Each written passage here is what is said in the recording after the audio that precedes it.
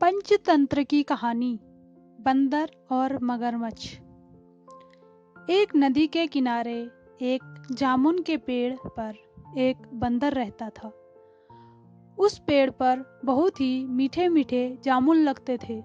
एक दिन मगरमच्छ खाना तलाशते हुए पेड़ के पास आया। बंदर ने उससे पूछा तो उसने अपने आने की वजह बताई।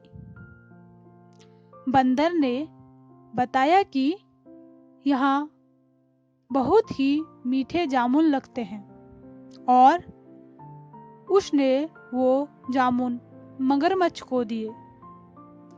उसकी मित्रता नदी में रहने वाले मगरमच्छ के साथ हो गई।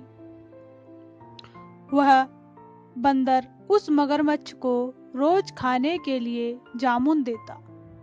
एक दिन उस मगरमच्छ ने कुछ जामुन अपनी पत्नी को भी खिलाए। स्वादिष्ट जामुन खाने के बाद उसने यह सोचकर कि ये रोजाना इतने मीठे जामुन खाने वाले का दिल कितना मीठा होगा, जो इतना रोज रोज मीठे जामुन खाता है। उसने अपने पति से कहा कि उसे उस बंदर का दिल चाहिए और वो जिद पर अड़ गई। उसने बीमारी का बहाना बनाया और कहा जब तक बंदर का कलेजा उसे नहीं मिलेगा वह कुछ नहीं खाएगी। पत्नी की जिद से मजबूर हुए मगरमच्छ ने एक चाल चली और बंदर से कहा कि उसकी भाभी उससे मिलना चाहती है। बंदर ने कहा कि वो भला नदी में कैसे जा पाएगा। मगरमच्छ ने उपाय सुझाया कि वह उसे उसकी अपनी पीठ पर बैठा कर ले जाएगा और सुरक्षित यहाँ पर दोबारा ही पहुंचा देगा। बंदर भी अपने मित्र की बात पर भरोसा कर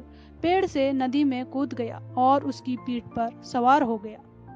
जब वे नदी के बीचों बीच पहुंचे, मगरमच्छ ने सोचा कि अब बंदर को सही बात बताने में कोई हानि नहीं और उसने भेद खोल दिया कि उसकी पत्नी उसका दिल खाना चाहती है। बंदर का दिल टूट गया। उसको धक्का लगा, लेकिन उसने अपना धैर्य नहीं खोया। बंदर तपाक से बोला, वाह मेरे मित्र, तुमने यह बात मुझे पहले क्यों नहीं बताई, क्योंकि मैंने तो अपना दिल जामुन के पेड़ में संभाल कर रखा है। अब जल्दी से मुझे वापस नदी के किनारे ले चलो ताकि मैं अपना दिल लाकर अपनी भाभी को उपहार में देकर उसे खुश कर सकूं। मूर्ख मगरमच्छ बंदर को जैसे ही नदी के किनारे लेकर आया, बंदर ने जोर से जामुन के पेड़ पर छलांग लगा दी और क्रोध में भरकर बोला, मूर्ख, दिल के बिना भी क्या कोई जिंदा रह सकता है?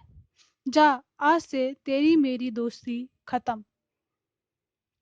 और इस तरह बंदर ने अपनी जान बचा ली।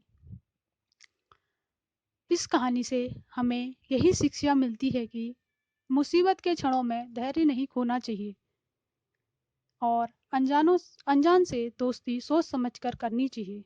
मित्रता तक का सदैव सम्मान करना चाहिए। तो कैसी लगी आपको ये कहानी, मुझे कमेंट करके ज़रूर बताइए। और आज से पहले किस किस ने ये कहानी सुनी थी वो भी मुझे बताइए, क्योंकि ये कहानी बचपन में हर किसी ने सुनी हुई है, शायद किसी ने नहीं भी सुनी हो। तो जिसने सुनी है वो मुझे बताइए। तो मिलते हैं अगली वीडियो में।